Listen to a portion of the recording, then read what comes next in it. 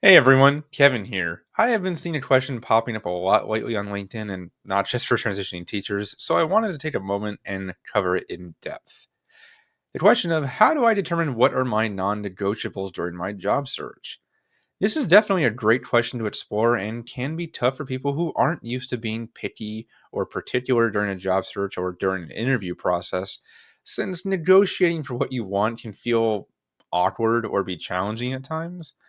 Now, to start, let's define the term in the first place.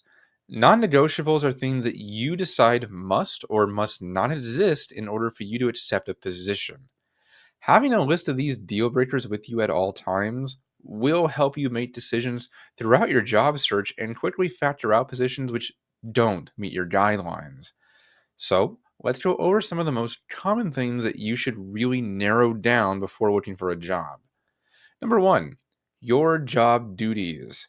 We all have these wonderful companies we would like to work for, or some broad idea of what we want to be doing, but that often leads people to pursue those things and positions without much thought about what you would actually be doing should you get hired there. This is important because what if you end up hating what you'd have to do on a daily basis? All that does is frustrate you and lead to eventual burnout.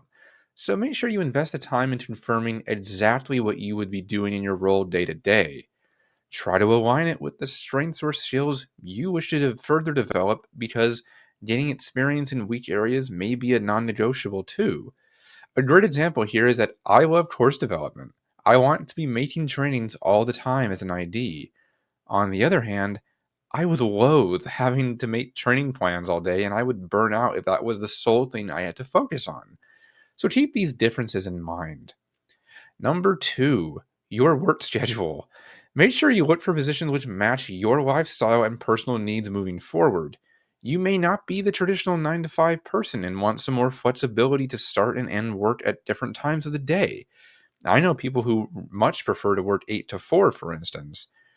Others may require specific hours because they need the time to get their children to and from school and events. Maybe you're a morning person and want an earlier schedule, or you need an hour long lunch instead of 30 minutes. You get the idea.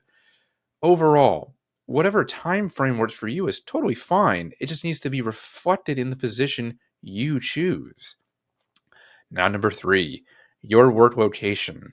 These days, there is a massive schism between those who want to be in person, hybrid, or fully remote. But each of these comes with further questions that you may not have fully defined as much as you think you have. Is it non negotiable for you to be 30 minutes away from work if you prefer in person? How many days are you willing to go into the office every week if you're hybrid? What does fully remote look like to you? Within the same time zone as your coworkers, or do you not care having to have flexibility with hours since you're in a different part of the country than your team? All of these come with specifics you need to iron out for yourself no matter what you choose, so keep that in mind because it can be tricky. Number four, your salary and benefits. This is probably the most obvious one and tends to be the first couple of things that people consider when looking for a new position. But again, you need to be specific about it. Do the math and determine exactly how much money you need from a job to sustain your standard of living and lifestyle, especially where you live. What kind of medical, dental, and retirement benefits do you need to care for yourself, your family, and to plan for your future? Does that pay include cost of living adjustments or get modified for inflation? Again, do all of that math to really know what you need so you can better filter job postings and interviews because a huge salary isn't the end all be all thing. Again, it can be different based on where you live. Number five, the company culture is often overlooked while planning negotiables. Do you want somewhere casual that allows you to wear a t shirt and shorts, or are you more interested in a suit and tie kind of environment? Do you want a place that you can bring pets or not?